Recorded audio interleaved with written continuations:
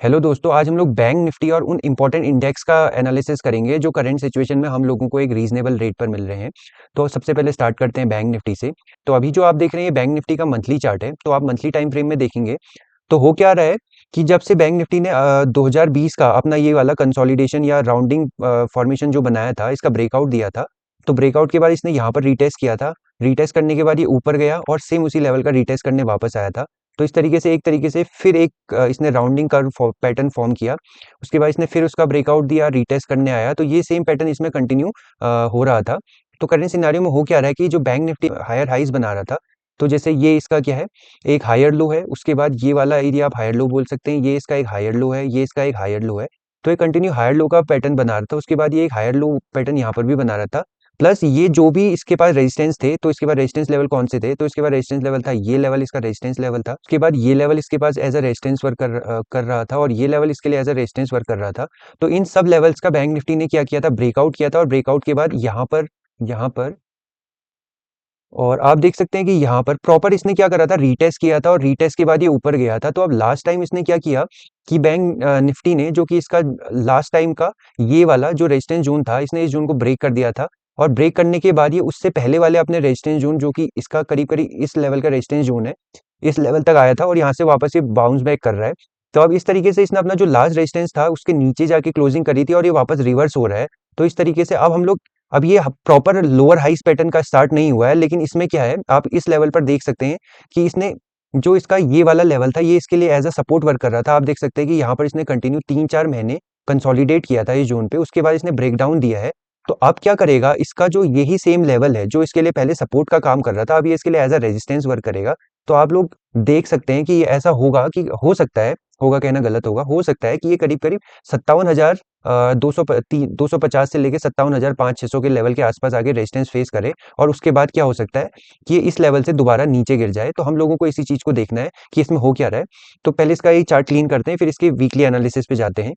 Okay, तो दोस्तों ये बैंक निफ्टी का वीकली चार्ट है। आप देख सकते हैं कि वीकली टाइम फ्रेम में क्या हुआ है, जब से अमेरिका और ईरान वॉर स्टार्ट हुई थी, तो उस टाइम से इसने कंटिन्यूअसली गैप डाउन देके लगातार ये क्या कर रहा था, अपने जो भी इसके पास सपोर्ट लेवल थे उनसे क्या कर रहा था, नीचे ब्रेक डाउन दे रहा था, बिना किसी सपोर्ट पर रुके हुए। तो आप देख सकते हैं कि जैसे इसका ये लेवल एज अ सपोर्ट था, और ये लेवल भी इसके लिए सपोर्ट था, लेकिन इसने क्या करा, एक ही बार में इन सारे सपोर्ट लेवल को ब्रेक कर दिया था। और क्या करा था, दो सपोर्ट लेवल के नीचे जाके क्लोजिंग दे दी थी।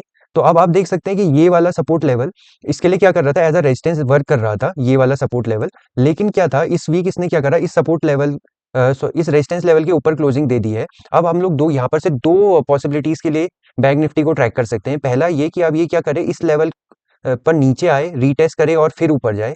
पहला केस ये हो सकता है।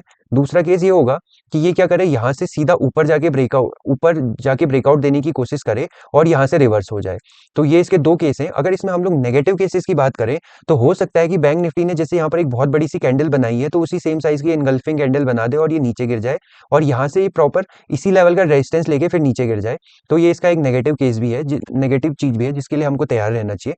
तो हम लोगों को किसी भी चीज को ट्रैक करने से पहले उसमें पॉजिटिव और नेगेटिव दोनों एस्पेक्ट को देखना चाहिए। फिर उस सेक्टर की प्रॉपर स्टॉक्स में जाके हम लोग ये अंदाजा लगा सकते हैं कि हमें इस प्रॉपर सेक्टर में इन्वेस्ट करना है या नहीं करना है। तो हम लोग एक बार फिर से हम लोग जो चीज अभी तक डिस्कस करी है उसको क्या करते हैं, रिवाइज कर लेते हैं। तो ये हमारे पास एक रेजिस्टेंस लेवल है, जहां से बैंक निफ्टी क्या हो सकता है, हमारा गिर सकता है। अब दूसरा बात हम बोल रहे हैं कि ये वाला जैसे लास्ट टाइम इसने इस रेजिस्टेंस लेवल को बिल्कुल भी रिस्पेक्ट नहीं करी, सीधे इसके ऊपर जाके इसने इस वीक क्लोजिंग दे दी है। तो हो सकता है नेक्स्ट वीक ये सीधे इसके ऊपर जाके क्लोजिंग दे दे। लेकिन इसमें दो पॉसिबिलिटीज है कि यहाँ पर गैप भी है प्लस रेजिस्टेंस भी है। तो ज्यादा चांसेस ये होंगे कि इस रेजिस्टेंस लेवल का क्या करे, रेजिस्टेंस ले, और उसके बाद क्या करे, यहाँ से नीचे गिर जाए। तो हमने इन पॉसिबिलिटीज के लिए तैयार रहना है। तो हम लोग अपनी प्रॉपर प्लानिंग की हमने क्या बाइंग सेलिंग करनी है, वो इस बेस पर करनी चाहिए कि हमारा इंडेक्स किस तरीके का बिहेव कर रहा है। हो सकता है कि शॉर्ट टर्म मूवमेंट में आप लोग क्या करें, इसमें इन्वेस्ट हो जाए, आपका स्टॉक थोड़ा राइज भी हो जाए, लेकिन लॉन्ग टर्म में वो स्टॉक क्या हो जाएगा, गिर जाएगा, क्योंकि रेजिस्टेंस लेवल से नीचे गिर सकता है। ये मेरी बाइंग या सेलिंग एडवाइस नहीं है, बस मैं आपको एजुकेट करने की कोशिश कर रहा हूँ कि आप किसी भी सेक्टर का एनालिसिस कैसे करें, और उसके बाद उस सेक्टर के स्टॉक्स को कैसे पिक करें। वरना होता ही है कि हम लोग शॉर्ट टर्म मूवमेंट में एक हफ्ता या 2 हफ्ते के मूवमेंट के बेस पे हम लोग स्टॉक पिक कर लेते हैं, फिर वो थोड़ा ऊपर जाते हैं और फिर गिर जाते हैं, क्योंकि हमको पूरे सेक्टर का लॉन्ग टर्म ट्रेंड पता नहीं होता है। तो किसी भी स्टॉक में इन्वेस्ट करने से पहले उस सेक्टर का हम लोगों को ट्रेंड आइडेंटिफाई कर लेना चाहिए कि वो अभी अप ट्रेंड में है, डाउन ट्रेंड में है या कंसोलिडेशन में है। देन उसके बाद ही हम लोगों को उसमें क्या करनी चाहिए, इन्वेस्टिंग करनी चाहिए। तो मैं कोई फाइनेंशियल एडवाइजर नहीं हूँ, तो आप कभी भी कुछ भी इन्वेस्टिंग करें तो पहले अपने फाइनेंशियल एडवाइजर से एक बार जरूर एडवाइस लें, उसके बाद ही आप लोग किसी तरीके की इन्वेस्टिंग करें। मैं बस यहाँ पर जो भी बता रहा हूँ ये केवल एजुकेशनल पर्पस के लिए है। तो अब हम लोग जो दूसरा सेक्टर ट्रैक करते हैं वो है निफ्टी आईटी का। ओके, तो निफ्टी आईटी में पहले हम लोग मंथली टाइम फ्रेम पे चले जाते हैं। तो निफ्टी आईटी में अभी हो क्या रहा है वो देख लेते हैं कि इसमें भी सेम वही हुआ था। 2020 के बाद इसने क्या करा था, एक वन वे रैली दी थी। रैली देने से पहले कुछ पॉइंट पर 3-4 महीने के लिए जैसे यहाँ पर कंसोलिडेट हुआ था, तो उसके बाद इसने क्या करा था, एक राउंडिंग पैटर्न बनाया था जो कुछ इस तरीके का था। उसके बाद ये kind of cup and handle pattern था। इस कप एंड हैंडल पैटर्न का आप देखेंगे यहाँ पर इसने ब्रेकआउट और रिटेस्ट दोनों किया, पर ये एज अ फेक ब्रेकआउट काम किया और उसके बाद ये नीचे गिर गया। तो नीचे गिरने के इसमें जो रीजन है, एक तो हम लोगों की जो एआई की हाइप बनी हुई है कि एआई पूरी जो भी इंडियन आईटी इंडस्ट्री है उनका जो भी काम है उसको खा सकता है, तो इससे इनके मार्जिन पर असर पड़ने वाला है, ऐसा कुछ करके। और दूसरा क्या है, जो current Indian stock market fall कर रहा है तो उसमें क्या हो रहा है, आईटी इंडस्ट्री सबसे ज्यादा पिट रही है, क्योंकि इसने क्या करा है, ऑलरेडी एक अच्छा खासा मूवमेंट दे दिया था जिसकी वजह से अभी आईटी इंडस्ट्री की अच्छी खासी पिटाई चल रही है। तो अब हुआ क्या है, जब इसने कप एंड हैंडल पैटर्न बनाने के बाद उसका ब्रेकआउट दिया, तो ब्रेकआउट देने के बाद ये सेम उसी लेवल पर अब क्या कर रहा था, रेजिस्टेंस ले रहा था, जो पहले इसके लिए एज अ ब्रेकआउट काम किया था। अब ये मल्टीपल टाइम इस लेवल का रेजिस्टेंस ले चुका है। आप देखेंगे कि क्या हुआ था कि इसने एक बार इस लेवल पर इस ब्रेकआउट का रेजिस्टेंस लिया और दोबारा से इसी लेवल का रेजिस्टेंस लेने आया। फिर इसने एक बहुत बड़ी इनगल्फिंग कैंडल बनाई है। तो आप देख सकते हैं कि अप्रैल 2025 से लेकर जनवरी 2026 तक का जो भी आईटी का मूवमेंट था, उसने मोमेंटम था वो सारा एक कैंडल पूरा का पूरा खा गई। तो इसका लास्ट टाइम का जो कंसोलिडेशन एरिया था, ये वाला पूरा एक कंसोलिडेशन एरिया था। तो इसने इस बार क्या करा है, इस कंसोलिडेशन एरिया का जो ब्रेकआउट जोन था उसको भी नीचे ब्रेक कर दिया और अब उसका ये क्या कर रहा है, उसके रेजिस्टेंस लेवल के आसपास आके खड़ा हो गया है। तो लास्ट वीक अब निफ्टी में हुआ, निफ्टी आईटी में हुआ क्या है कि इसने जो इसका एक कंसोलिडेशन एरिया था जो करीब करीब मई 2022 से लेके कुछ यहाँ तक अगस्त 2023 तक चला था, इस कंसोलिडेशन एरिया के भी नीचे जाके क्लोजिंग दे दिया और अब इसके रिटेस्ट जोन पर खड़ा है। और इस वीक ये क्या कर रहा है, इस रिटेस्ट जोन को ब्रेक नहीं कर पाया, उसी एरिया के आसपास घूम रहा है। तो नेक्स्ट वीक हमने निफ्टी आईटी के सेक्टर में इन्वेस्ट होने से पहले आप लोग ये प्रॉपर ट्रैक कर लीजिए कि निफ्टी आईटी का क्या कर रहा है, सेक्टर किस तरीके का बिहेव कर रहा है। अगर ये क्या कर रहा है, नीचे गिरने के बाद इस रेजिस्टेंस लेवल का ब्रेकआउट करता है और यहाँ रिटेस्ट करता है, तो हम लोगों को उसके बाद आईटी स्टॉक्स में जाने का ट्राई करना चाहिए। उससे पहले क्या हो सकता है कि जैसे आप देख सकते हैं कि एक नेगेटिव ट्रेंड में, जैसे कि मैं बैंक निफ्टी के एनालिसिस में बता चुका था कि ये क्या कर रहा था, इसने एक लोअर हाई बनाया था, फिर ये सेम लोअर हाई पर है। अब ये फिर क्या कर रहा है, अगर ये बना भी रहा है तो एक ये लोअर हाई बनाने की कोशिश कर रहा है, हो सकता है यहाँ से फिर नीचे के लेवल पर चला जाए। तो प्रॉपर कंफर्मेशन कब मिलेगा, जब यहाँ से काइंड ऑफ डब्ल्यू पैटर्न बनाए और इस लेवल का ब्रेकआउट करके ऊपर जाए। तो अभी मेरे ख्याल से अभी भी हम लोगों को थोड़ा वेट करना चाहिए जब तक ये क्या कर रहा है, इस लेवल के नीचे कंसोलिडेट हो रहा है। अभी निफ्टी आईटी में वीकली टाइम फ्रेम पर इतना खास कुछ है नहीं एनालिसिस करने के लिए। तो थर्ड सेक्टर जो हम लोग जाते हैं वो जाते हैं निफ्टी एफएमसीजी के सेक्टर पर, क्योंकि चाहे वॉर की सिचुएशन हो या दुनिया में किसी भी तरीके की कोई पैंडेमिक चल रही हो, तो एफएमसीजी सेक्टर ऐसा सेक्टर है जो दुनिया में लोगों को हमेशा चाहिए ही चाहिए। क्योंकि अगर आपने ब्रश करना है तो आपको टूथपेस्ट चाहिए, आपको शैम्पू चाहिए, आपको साबुन चाहिए, आपको खाने पीने की चीजें चाहिए, बिस्किट चाहिए। तो ये चीजें ऐसी चीजें हैं कि चाहे पैंडेमिक हो, वॉर हो या कुछ भी सिचुएशन हो, हमेशा कंज्यूम होने वाली है। तो इनकी हमेशा डिमांड बनी रहती है। लेकिन करंट सिचुएशन में हो क्या रहा है, आप देख सकते हैं 2020 के बाद जो एक पूरा एक ये रेंज में था, उसके बाद इसने जब इस रेंज का ब्रेकआउट दिया तो इसने प्रॉपर इस रेंज का रीटेस्ट किया था। लेकिन उस रीटेस्ट के बाद ही क्या कर रहा था, देखिए कि यहाँ पर इसने राउंडिंग कर्व पैटर्न बनाया और क्या करा, कंसोलिडेशन के बाद ये ब्रेकआउट दिया, फिर ऊपर गया, फिर इसने ब्रेकआउट दिया, करीब करीब यहाँ तक गया था जो कि इसका सितंबर 2024 का लेवल था।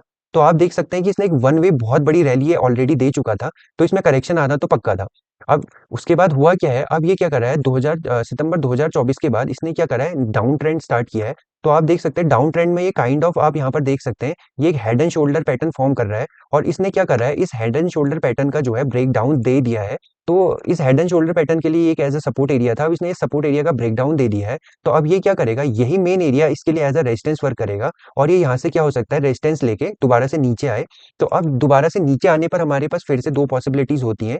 पहला पॉजिटिव पॉसिबिलिटी कि ये यहाँ से ऊपर जाए और उसके बाद क्या करे, दोबारा से नीचे आए और नीचे आने के बाद ये क्या करे, काइंड ऑफ डब्ल्यू पैटर्न बना के फिर क्या करे, ऊपर निकल जाए। तो इस केस में हम लोग इसमें क्या कर सकते हैं, बुलिश साइड के लिए क्या कर सकते हैं, प्लान कर सकते हैं। मतलब ये हमारे पास एक डब्ल्यू पैटर्न है और डब्ल्यू पैटर्न का रीटेस्ट होने के बाद या यहाँ पर अगर हमको कंसोलिडेशन भी मिलता है ब्रेकआउट के बाद, जरूरी नहीं है कि रीटेस्ट के लिए आए, हो सकता है कि ये यहाँ पर कंसोलिडेट भी करे। तो आप देख सकते हैं, इसका मैं एग्जांपल देता हूँ, जैसे यहाँ पर एक राउंडिंग का पैटर्न बना था, पैटर्न बनने के बाद ये आप यहाँ पर देख सकते हैं कि प्रॉपर रीटेस्ट के लिए नहीं आया, लेकिन ये क्या करा, करीब 5-6 महीने इसी जोन पे कंसोलिडेट हुआ और ऊपर चला गया।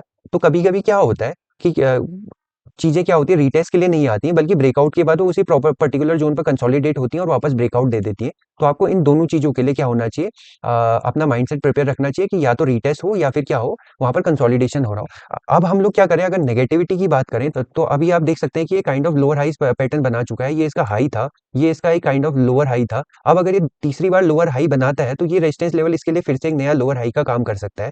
तो हो सकता है कि ये थोड़ा और ऊपर जाए और उसके बाद नीचे आ जाए। तो और ऊपर जाके नीचे आने के लिए अब क्या सिचुएशन इसमें काम करेगी।